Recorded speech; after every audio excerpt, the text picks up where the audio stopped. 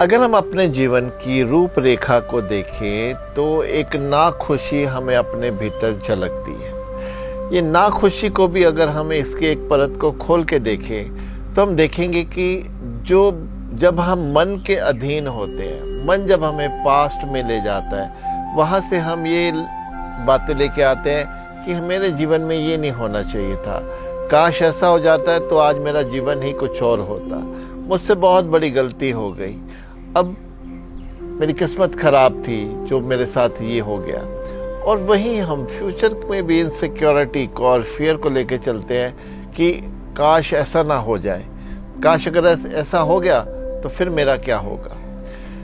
मन जो है जब पास्ट और फ्यूचर के बीच में हमें लेके चलता है तब हमारी नाखुशी का कारण बनते हैं। अब सबसे बढ़िया यहाँ पर कि जीवन में जो भी हुआ वो अच्छा ही हुआ। वो हमें लगता है कि वो गलत हुआ, ऐसा नहीं होना चाहिए था, लेकिन फिर भी अगर हम कहीं भीतर उसको मान ले कि अच्छा ही हुआ, उसको ऐसा ही होना था, प्रकृति का यही खेल है, तो फिर हम वहाँ से थोड़े हट जाते हैं और वहीं आगे फ्यूचर के लिए भी जो हुआ अच्छा हुआ और जो होगा आगे अच्छा ही होगा, तो भी हम फ्यूचर से हटना शुरू हो जाते हैं। अब हमें कहीं ना कहीं अगर लगता है कि अच्छा नहीं हुआ तो ये तो हमारा ही नज़रिया है ना,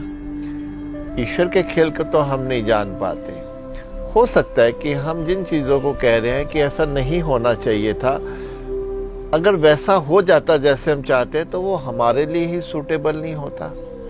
फिर हम उसके लिए पछताते कि ऐसा नहीं होना चाहिए था। तो फिर जो हो रहा है, जो हुआ, जो हो रहा है, जो होगा, उसको हमें एक स्वीकार भाव अपने भीतर लाना पड़ेगा कि सब अच्छा ही अच्छा है। वैसे भी ये जीवन में जितना भी अच्छा अपने लिए सोच लो, जितना भी हम ये मान लें कि बुरा ना हो, लेकिन तब भी ये जीवन तो एक दिन चले ही जाना है। तो जब जीवन ने ही चले जाना है, फिर क्या अच्छा या क्या बुरा, किसका व्यवहार, किसका स्वभाव, किसकी वाणी का प्रभाव अपने पर रहने देना, क्योंकि उसने भी चले जाना है, हमने भी चले जाना है। तो फिर किस लिए इतना रोष क्यों, इतना रोना धोना क्यों, इतनी हाय तौबा क्यों। तो मान के चलें